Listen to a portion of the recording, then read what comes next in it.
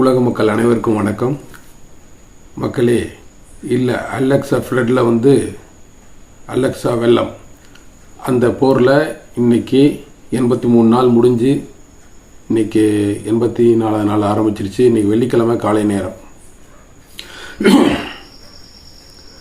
இப்போது முக்கியமான செய்தி அப்படின்னு கேட்டிங்கன்னா, ரஷ்யா படையை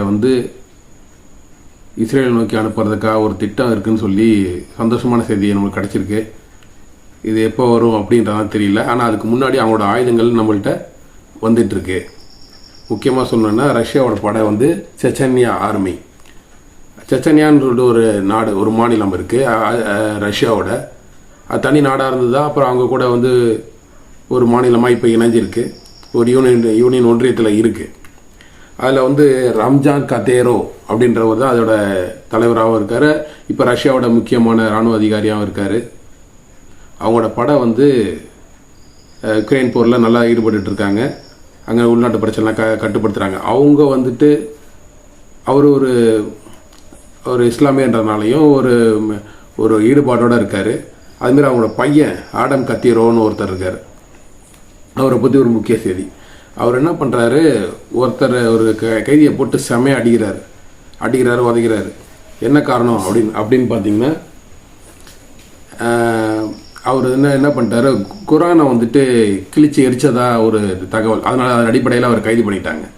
கைது பண்ணி அவர் இருக்கும்போது அவரை போய் அவர் அடிச்சிருக்காரு. அது சமூக வலைத்தளங்களில் இப்படி அடிக்கிறாரு ஒரு பையன் அப்படின்ற செய்தி வெளியே வந்திருக்கு. மக்கள் உடனே பார்த்துட்டு ஏன் இப்படி அடிக்கிறார் அப்படின்னு பண்ணால், அப்புறம் இது விஷயம் தான் தெரிஞ்சவொடனே ஓ அப்படியா அப்படின்னு தெரிஞ்சிருக்கு. அதுக்கு அவர் ரம்ஜான் கத்தர் அவர் என்ன சொல்லியிருக்காரு, என் பையனுக்கு இதில் அதாவது இஸ்லாத்தில் உள்ள பற்று நினச்சி நான் பெருமை அடைகிறேன். அதே சமயத்தில் அவனுக்கு நல்ல இப்போ தான் அதுக்கான வயது வந்திருக்குன்னு நினைக்கிறேன்னு சொல்கிறாரு. அப்புறம் அது வயசு என்ன வயசு, இப்போ தான் 16 முடிஞ்சு 17 வயசுன்னு வச்சுக்கோங்களேன். இப்போ அவரை முக்கியமான ஒரு துறையில் போட்டிருக்காங்க. அவரோட பாதுகாவலராகவே அவரை போட்டிருக்காங்க. அது மூலிமா ஒரு ரைஃபிள் துறையிலையும் அதாவது துப்பாக்கிச்சூடு அந்த குரூப் இருக்கு இல்லைங்களா, அது மிலிட்ரி, அதில் ஒரு முக்கியமான ஒரு கண்காணிப்பாளராகவும் அவரை போட்டிருக்காங்க. இப்போ ஏன் இதெல்லாம் சொல்ல வரோம் அப்படின்னு கேட்டிங்கன்னா, அவங்க இன்றைக்கி சொல்லியிருக்காரு, நாங்கள் தேவைப்பட்டால் நாங்கள் எங்களோட ஆர்மியை அனுப்புவோம் இஸ்ரேலை நோக்கி அப்படின்றத கருத்தை வெளியிட்டிருக்காங்க. அது மூலிமா இன்றைக்கி பார்த்தீங்கன்னா அல்கசாம் RPO ஏ அப்படின்ற டைப் ரஷ்யாவோட தயாரிப்பு. அது அந்த ஷோல்டரில் வச்சு ஷூட் பண்ணக்கூடிய அந்த ஒரு ஏவுகணை மூலியமாக தான் இப்போ நிறைய தாக்குதல் பண்ணுறாங்க. ரொம்ப ஈஸியாக எடுத்துகிட்டு போய் ஹேண்டில் பண்ணக்கூடியது. அது டார்கெட் தூரம் 850 மீட்டர், ஆல்மோஸ்ட் 1 கிலோமீட்டர் டிஸ்டன்ஸில் அடிக்கலாம், கிட்ட ஆல்மோஸ்ட் அப்படி அடிக்கலாம் அப்படின்ற ஒரு செய்தி அதில் இருக்குது. அது மூலயமா நிறையா வாகனங்களை இன்றைக்கி அல்கசாம் நிறைய தகர்த்து எறிஞ்சிருக்காங்க. அது இல்லாமல் ஒரு அல்கசாமோட ஒரு இது பார்த்திங்கன்னா, ஒரு வீட்டில் பார்த்திங்கன்னா ஒருத்தர் தாக்குதல்லாம் பண்ணி முடிச்சிட்டாரு. கொத்தா சாவடிச்சாங்கன்னு வச்சுக்கோங்களேன். மக்கள் அவங்க கொத்தா சாவடிக்கிறான். நம்ம ஆளுங்க அவங்க இதில் ஒரு 10 பேருக்கு கும்பலாக நின்று ஆர்கு பண்ணிருந்தான். நம்ம ஆளுங்க போய் அந்த ஏவுகணையை வச்சு தாக்கி அங்கே ஒருவங்களை காலி பண்ணாங்க. அப்புறம் கையேறி கொண்டுகள்லாம் போட்டாங்க. அதெல்லாம் காணொலியெல்லாம் நிறையா வந்திருக்கு, டெலகிராமில் எல்லாம் பார்த்துருப்பீங்க. இப்போ அதில் முக்கியமான ஒரு செய்தி என்னன்னு கேட்டிங்கன்னா, அதில் ஒரு வீரர் என்ன பண்ணிட்டுருக்காரு, இது மாதிரி அல்லாவுக்காக நாங்கள் இதெல்லாம் பண்ணிகிட்டு இருக்கோம்னு சொல்லிட்டு நாங்கள் இது எல்லாமே அல்லா புகழ் அப்படின்னு சொல்லிட்டு இது எழுதியிருக்காரு. சுவரில் இதை எழுதி வச்சிருக்காரு. அதை பார்த்துட்டு அவங்க என்ன சொல்கிறாங்க கேட்டிங்கன்னா, ஒருத்தர் அவரோட இது கமாண்டர் என்ன சொல்கிறாரு, பரவாயில்ல, அவர் நிறைய நேரம் இருந்திருக்கு போல், அவருக்கு அவர் டைம் ஸ்பெண்ட் பண்ணி இப்போ இருக்கும்போது அழகாக எழுதியிருக்காரு, கையெழுத்து கூட ரொம்ப அழகாக இருக்குது அப்படின்னு அவர் சொல்ல. முக்கியமாக அந்த சுவரில் என்ன எழுதிருந்து அப்படின்னு கேட்டிங்கன்னா, அது நாங்கள் இந்த வீட்டில் தான் இருந்தோம். அது ஸ்கூல் காம்பவுண்டை ஒட்டி ஒரு வீடுன்னு வச்சுக்கோங்களேன். இந்த வீட்டில் தான் நாங்கள் இருந்தோம், அல்கசாம் நாங்கள் இருந்தோம். பக்கத்தில் 2 டேங்க் இருந்தது. அந்த 2 டேங்கை நாங்கள் அடித்து முடித்தோம். அப்புறம் அந்த பக்கத்தில் சில தாக்குதல்லாம் பண்ணோம், நிறைய வீரர்களை கொன்றோம் அப்படின்ற தகவலை அந்த சுவரில் எழுதுறாரு உட்காந்துக்கிட்டு. அதை பார்த்து அந்த கமாண்டர் என்ன சொல்கிறாரு, உங்கள் கையெழுத்து ரொம்ப அழகாகவும் இருக்குது, நீங்கள் உங்கள் புகழ் இருக்கு உங்களுக்குன்னு சொல்லிட்டு ஏதோ ஒன்று சொல்லி அவர் புகழ்ந்து ஒரு கமாண்டு போட்டிருக்காரு. அப்புறம் ஹிஸ்புல்லா சொல்ல வேண்டாம். இந்த பக்கம் அம்மாஸ் அடின்னு அடிக்கிறாங்கன்னா, அந்த பக்கம் செம்மட் அடிக்கிறாங்க ஹிஸ்புல்லா. அவங்கள்ட்டே இப்போ புது வகையான ஏவுகணைகள்லாம் வந்திருக்கு. அதை வச்சு அவங்க அந்த அயன் டோம் அப்படின்னு சொல்லக்கூடிய டுபாகூரை காலி பண்ணிட்டாங்க டப்பாவை. அதுலேருந்து வந்து பார்த்தீங்கன்னா அது எதுவுமே ரெஸ்பான்ஸ் பண்ண மாட்டேது. அது என்ன தான் பண்ணுறாங்கன்னு தெரியல. ஒரு 10 விட்டாங்கன்னா 2 3 தான் வெடிக்குது. மீதியெல்லாம் எலும்பு அவங்க பகுதியிலே உழுது, வீடுகள்லாம் பற்றி எரியுதுன்னு வச்சுக்கோங்களேன். ஹிஸ்புல்லா வந்துட்டு அந்த அந்த அதாவது இஸ்ரேல் வந்து அந்த வடபகுதியை வந்து கேப்சர் பண்ணி வச்சுருக்கு. இஸ்ரேலோட வடபகுதி லெபனான் பார்டர் ஏரியாவில் அந்த இடத்துல வந்துட்டு வெளிநாட்டிலேருந்து மக்களை கொண்டு வந்து, யூதர்களை கொண்டு வந்து அந்த இடத்துல வந்துட்டு குடியமர்த்தி வச்சுருக்கு. அந்த குடியேற்றி அந்த பகுதியில் இருக்கிற அந்த மக்களை வந்து அவங்களுக்கு வந்து ஒரு பாதுகாப்பு இல்லாத நிலைமை வந்ததுனால அவங்கள வந்துட்டு நாட்டை விட்டு ஓட்டான்னு வச்சுக்கோங்களேன். அந்த இடம்லாம் இப்போ வெற்றிடமாக இருக்குது. அதில் சில விவசாய நிலங்கள் அப்படி எல்லாம் குடோன்லாம் இருக்குன்னு அந்த இடத்துல வந்துட்டு இப்போ ஹிஸ்புல்லா வந்து பயங்கரமான ஒரு தாக்குதல் பண்ணிட்டு இருக்காங்க. இன்றைக்கி விடவும் பார்த்தீங்கன்னா இந்த சைடில் கீழ்ப்பகுதியில் நம்ம யமன் வீரர்கள், யமனீஸ், அவங்க என்ன பண்ணிருக்காங்க, ஹவுதீஸ், அவங்க என்ன பண்ணுறாங்கன்னு கேட்டிங்கன்னா இன்றைக்கி கூட ஒரு கப்பலை பிடிச்சிட்டு போயிட்டாங்க. என்ன ஒரு கட்டுப்பாடு, பாதுகாப்பு, அவன் இவன் சொல்லிட்டு சுற்றி சுற்றி வளைச்சி நின்னாலும் ஒன்றும் வேலைக்காகாது ராசா. வாய்ப்பில்லை மாதிரி தான் இப்போ இருக்குது. ஏன்னு கேட்டிங்கன்னா அந்த அளவுக்கு வந்து அவங்க எத்தனை கப்பலுக்கு வந்து கூடவே போக முடியும், எத்தனை வெசல்ஸுக்கு பின்னாடியே போக முடியும். ஆளுக்கு ஒரு 4 வண்டி வச்சுருப்பாங்க, அது பின்னாடியே அப்படி போயிட்டு இருந்தால் எப்படி? இப்போ இந்தியா அப்படி இப்படி சொல்லி ஏகப்பட்ட இது இருக்குது. எல்லாத்துக்கும் வந்து கூட போயிட்டு இருக்க முடியாது. அதனால் வந்து தொடர்ந்து தாக்குதல் பண்ணிகிட்டு இருக்காங்க. இப்படி தாக்குதல் பலமாக போயிட்டு இருக்க நேரத்தில் அங்கே இஸ்ரேல் வீரர்கள்லாம் குழம்பி போயிட்டாங்க. எல்லாமே வந்துட்டு மணலில் பாதிப்படைஞ்சிட்டு எல்லாமே வந்து குழம்பி போய் நிற்கிறான்னு வச்சுக்கோங்களேன்.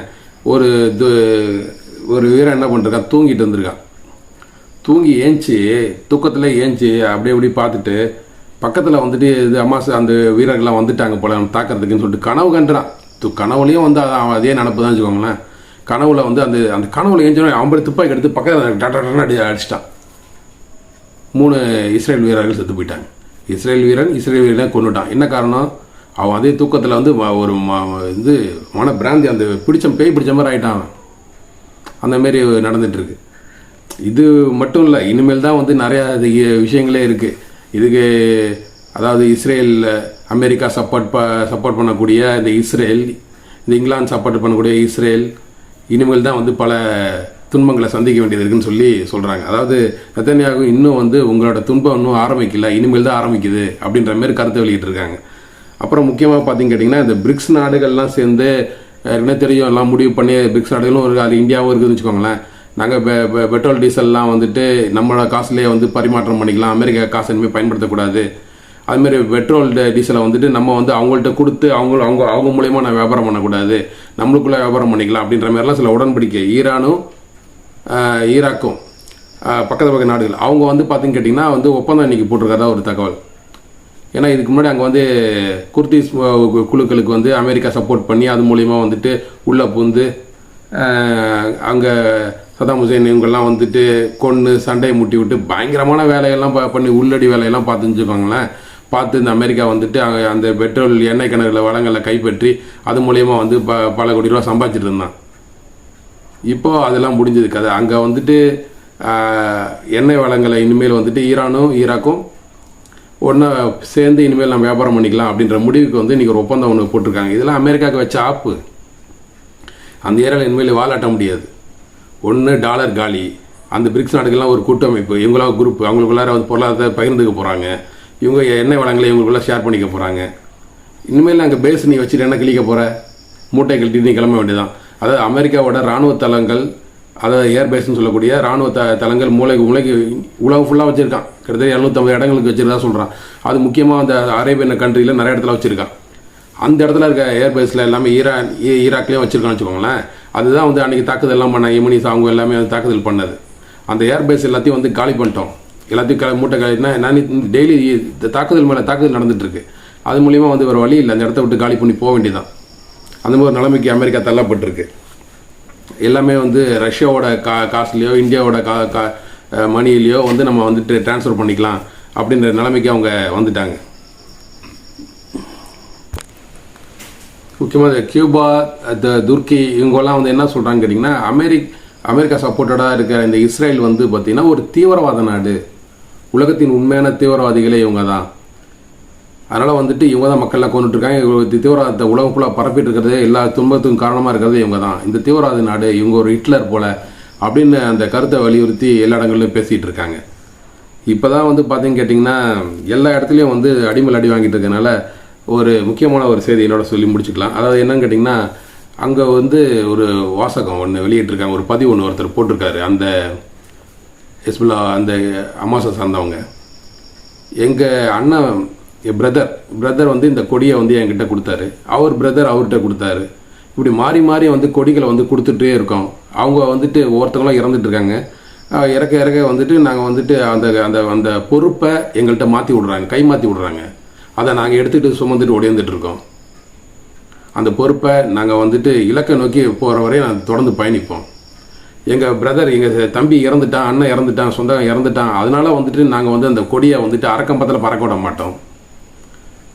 நாங்கள் எப்போவுமே எங்கள் கொடியை வந்து வானத்தை கிழிச்சிக்கிட்டு மேகங்களை கிழிச்சிக்கிட்டு தான் மேலே பறந்துட்டு தான் இருக்கும். எது வர எங்கள் இலக்கு அடையும் வர அப்படின்னு சொல்லி அந்த இதை முடிச்சிருக்காரு. அதாவது எங்கள் இலக்குன்றது என்ன அப்படின்னு கேட்டிங்கன்னா, எங்களுக்கான தனி தேசம், எங்களுக்கான எங்கள் நிலம், எங்களுக்கான உரிமை, அதை வந்து நாங்கள் அடையும் வர நாங்கள் வந்து என்னை நிற்க மாட்டோம், எங்கள் மக்களுக்காக எங்கள் உயிரை கொடுப்போம் அப்படின்னு சொல்லி அந்த பதிவு முடிச்சிருக்காரு. அதை என்னன்னு கேட்டிங்கன்னா, நாங்கள் வந்து எத்தனை உயிர்கள் இழக்குது, இதுக்கு வந்து நாங்கள் வந்து துக்கம் வந்துருச்சுன்னு சொல்லிட்டு நாங்கள் கொடியை அரக்கம்பத்தில் கட்ட வேண்டிய வேலை எங்களுக்கு இல்லை. எங்களுக்கு இலக்கு அது இல்லை. அது வந்து ஒரு தொடக்கம் தான், இல்லை தொடர் மேலே தொடர் செயல். அது தொடர்ந்து போயிட்டே இருக்கும். எப்போ வந்து எங்களை இலக்கான இதை அடையிறோமோ அது உடைய நாங்கள் வந்துட்டு போராடிட்டு இருப்போம். அது உடைய எங்கள் மக்களுக்கான எங்கள் உயிரை கொடுத்துட்டே இருப்போம் அப்படி சொல்லி அந்த பதிவை போட்டிருக்காரு. யார் அப்படின்னு கேட்டிங்கன்னா, டென் குரூப்ஸ் அப்படின்ற ஒரு குழு. அவங்க வந்து என்ன சொல்கிறாங்க, குகையை விட்டு அதை பங்கரை விட்டு அந்த இதை விட்டு நாங்கள் வெளியே வந்தோம், அப்படி சிங்கம் அப்படின்ற மாரி ஒரு பதிவு போட்டிருந்தார். ரொம்ப அருமையான ஒரு பதிவு. நன்றி நண்பர்களே, அடுத்த காணொளியில் சந்திக்கலாம்.